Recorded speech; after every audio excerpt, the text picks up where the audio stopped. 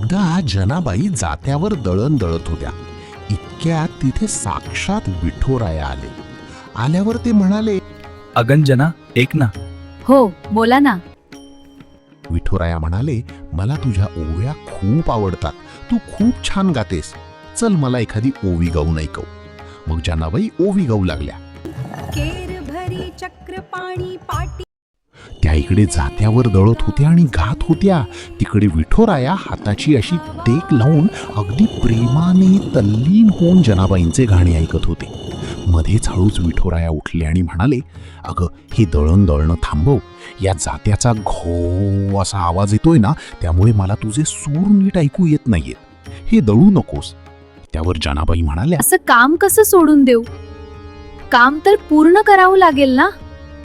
आणि तुम्हाला जर माझं गाणं ऐकायची एवढीच इच्छा असेल तर चला हात लावा. तुम्ही दळा, म्हणजे मी गाऊन ऐकवते. हो. विठुराया म्हणाले, ठीक आहे, मी दळतो.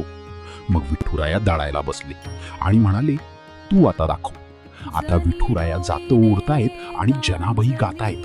पण गाता गाता काय झालं, विठुरायांनी अंगावर खूप दागिने घातले होते.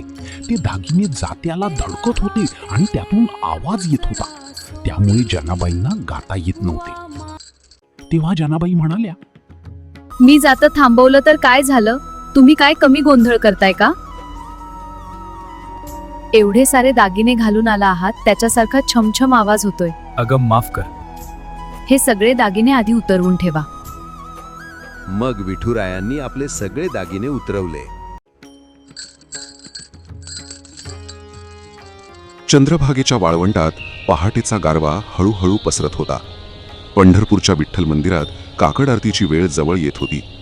सनई चौघड्यांचे सूर कधीही घुमतील अशी चाहूल लागली होती. पण त्याच वेळी मंदिरापासून थोड्याच अंतरावर असलेल्या संत जनाबाईंच्या छोट्याशा झोपडीत एक वेगळीच लीला घडत होती. साक्षात पांडुरंगच जनीच्या भक्तीत इतके तल्लीन झाले होते की ते स्वतः हाताने जातो ओढून दळण दळत होते. जनाबाईंच्या ओठांवरून ओघळणारे भावपूर्ण अभंग ऐकताना विश्वाच्या अधिपतीला स्वतःचेही भान उरले नव्हते. इतक्यात मंदिराच्या महाद्वारात जोरात घंटानाद झाला आणि विठ्ठलाची तंत्री क्षणात भंग पावली. अरे बापरे जनी, पुजारी येण्याची वेळ झाली. मला आता लगेच मंदिरात पोहोचायला हवं, असं म्हणत देवाची एकच धांदल उडाली. दळण दळताना अडथळा नको म्हणून काढून ठेवलेले तेजस्वी सुवर्ण अलंकार ते घाई गडबडीत तिथेच विसरले. बाहेर पहाटेची बोचरी थंडी होती. त्यामुळे समोर दिसलेली जनाबाईंची जुनी फाटकी शाल त्यांनी घाईघाईत अंगावर लपेटली आणि तिथून अशी धाव घेतली की थेट मंदिराच्या गाभाऱ्यात. क्षणात विठ्ठल आपल्या विटेवर मूर्तीवत उभे राहिले, जणू काही घडलंच नव्हतं. सकाळ झाली. पुजाऱ्यांनी मंत्रोच्चार करत मंदिराचे जड लाकडी दरवाजे उघडले आणि पुढच्याच क्षणी त्यांच्या पायाखालची जमीनच सरकली. समोर उभ्या असलेल्या विठ्ठलाच्या श्रीअंगावर एकही दागिना नव्हता.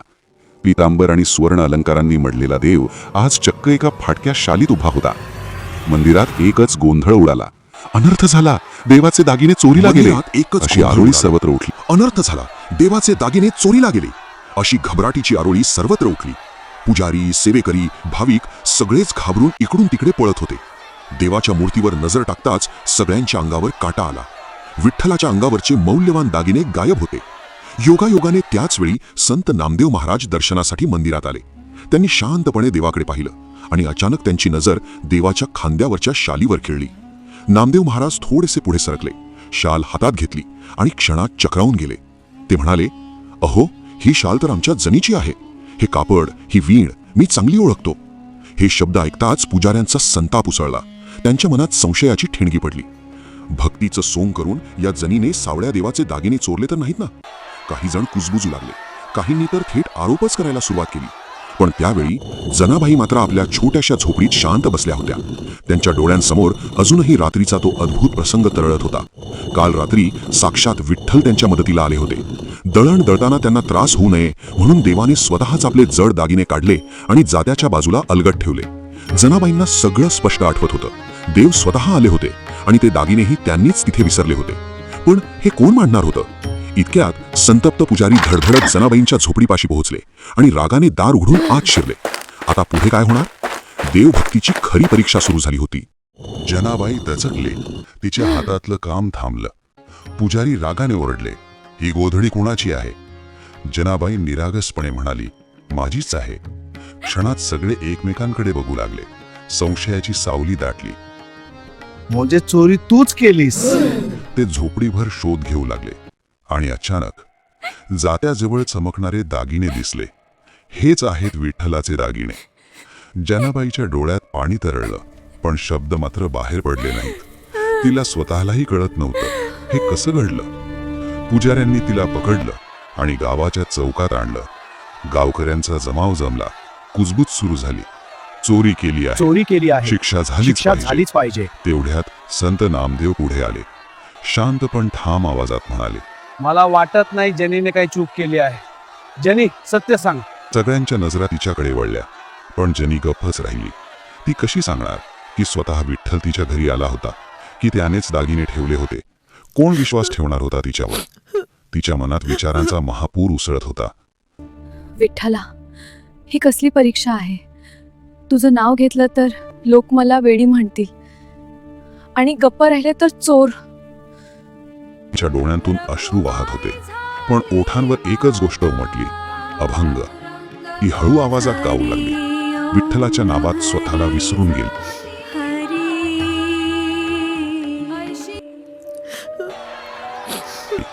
गावकऱ्यांनी निर्णय घेतला, हीच गुन्हेगार आहे, हिला फासावर द्या. जनाबाईला फाशीच्या ठिकाणी नेलं जात होतं, पण ती अजूनही शांत होती. तिच्या चेहऱ्यावर भीती नव्हती, फक्त विठ्ठलावरचा अढळ विश्वास होता. तिच्या डोळ्यात अश्रू होते, पण मन मात्र शांत होतं. आता तिला स्वतःला सिद्ध करण्याची इच्छा उरली नव्हती, कारण तिला माहिती होतं, ज्याच्यासाठी जगले तोच आता सर्वस्व आहे. ती मनातल्या मनात म्हणाली, विठ्ठला, आता मला या जगात काही उरलं नाही. तुझ्या चरणीच माझं सर्वस्व आहे. मला तुझ्यात सामावून घे. आणि पुढच्याच क्षणी अचानक वातावरण बदललं. आकाश काळं पडलं, वाऱ्याचा जोर वाढला आणि जसं भास तिच्या गळ्याला स्पर्श करणार त्याच क्षणी एक तेजस्वी प्रकाश प्रगट झाला. आणि त्या प्रकाशातून स्वतः विठ्ठल. सगळे गुडघ्यावर बसले. पुजारी घाबरले. विठ्ठल शांतपणे म्हणाला, ही माझी जनी आहे. हिने कोणताही अपराध केलेला नाही. मीच तिच्या घरी गेलो होतो. मीच दागिने ठेवले. जनाबाई विठ्ठलाकडे पाहत होती. तिच्या चेहऱ्यावर एक विलक्षण समाधान होतं, पण आता तिच्या मनात एकच भावना होती, पूर्ण विरक्ती. ती हळूच म्हणाली, विठ्ठला, आता मला या जगात राहायचं नाही. तुझ्या चरणीच माझं सर्वस्व आहे. मला तुझ्यात सामावून घे. आणि पुढच्याच क्षणी तिचा देह जणू प्रकाशात विलीन होऊ लागला. तिचं अस्तित्व विठ्ठलाच्या तेजात मिसळू लागलं. लोकांच्या डोळ्यांसमोर जनाबाई विठ्ठलात सामावून गेली. जनाबाई फक्त एक नाव राहिली नाही, ती झाली भक्तीची अमर ज्योत, जी आजही प्रत्येक वारकऱ्याच्या हृदयात प्रज्वलित आहे. महाराष्ट्राची संस्कृती आणि भक्तिकथा जाणून घेण्यासाठी आमच्या सोबत जोडून राहा. ऑल अबाउट महाराष्ट्राला सबस्क्राईब करा आणि बेल आयकॉन दाबायला विसरू नका.